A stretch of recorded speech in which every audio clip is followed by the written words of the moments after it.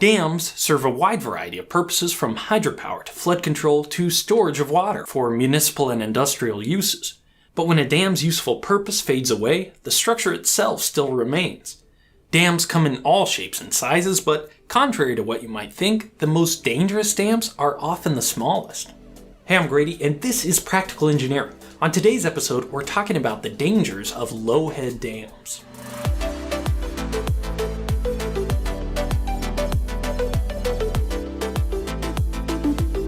This video is sponsored by Squarespace. Visit squarespace.com/practicalengineering to get a free trial. More on that later. A low-head dam, sometimes simply called a weir, is a small structure that impounds a small amount of water across the width of a river or stream. Usually made from concrete, the purpose of low-head dams is to raise the water level upstream on a river. This can assist with navigation of the channel by boats, create a drop for generating hydropower, and make water available at intakes for water supply and irrigation. Thousands of these structures have been constructed over the years to take advantage of natural watercourses and rivers. The heyday of low-head dam construction was actually in the 1800s, when mills and factories often relied on water power to drive grinding wheels and other equipment. This was at a time when moving water was the most consistent source of power available in large quantities before the widespread adoption of electricity.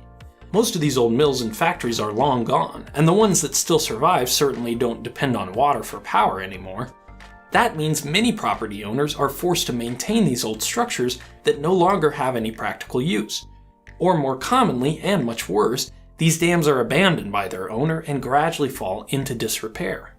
In the US, dam safety regulations focus primarily on the possibility of a dam breaching and causing a flood wave downstream. But because low-head dams are relatively short, a breach poses minimal danger, so most states don't keep track of these small structures. And especially if they've been abandoned, it can be difficult to enforce maintenance regulations on their owners. But even though they pose little danger in the event of a breach, low-head dams create a public safety issue that has caused more fatalities in the US than all dam failures in the past 20 years. To understand why, we first need to know a little bit about open channel hydraulics. If you haven't seen my video about hydraulic jumps, I'll summarize it here. Go back and check out that video if you want to learn more. Open channel flow, that's flow that's not confined within a pipe, has a very important property related to its velocity that governs its behavior. Slow, tranquil moving water is called subcritical because waves propagate faster than the flow velocity.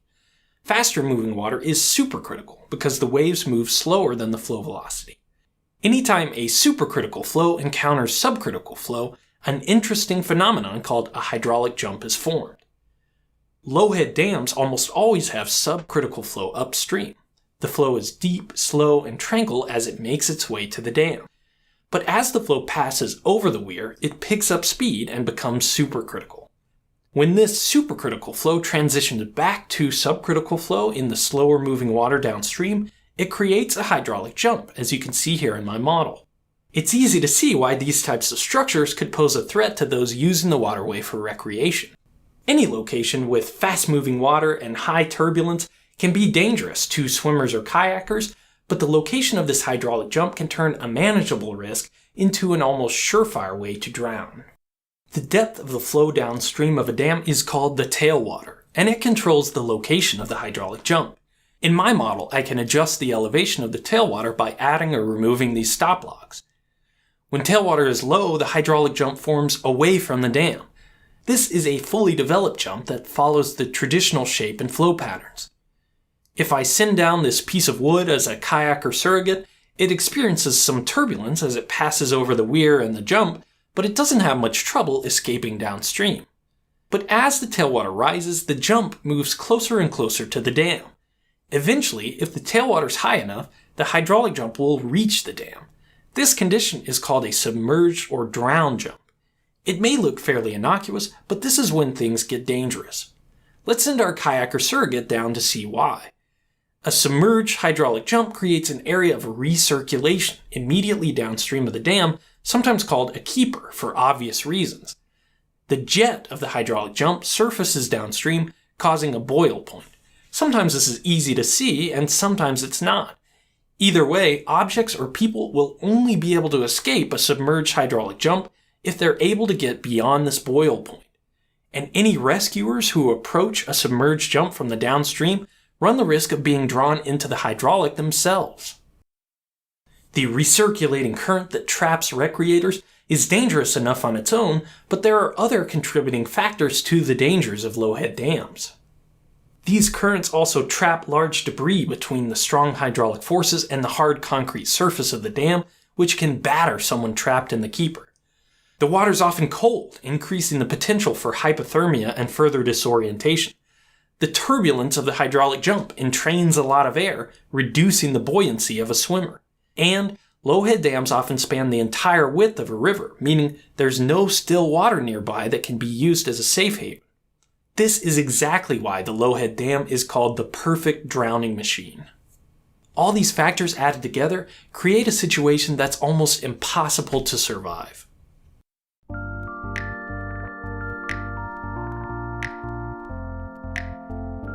There are a lot of ways to mitigate this issue. The simplest option is just to keep people away from these structures. Some states require that exclusion zones be established to make sure that kayakers safely portage dams instead of trying to run them. Good signage and buoys as warnings can sometimes be enough to keep people safe. Another option is to modify the structure to reduce the potential for recirculating currents. Researchers have proposed various retrofits to existing dams to improve flow conditions when tailwater's high. Of course, the most obvious but also most expensive way to address the issue is to remove these dams altogether. In many cases, they're no longer serving an important role, and removing dams can help restore ecosystems and improve connectivity for aquatic species, in addition to removing a hazard.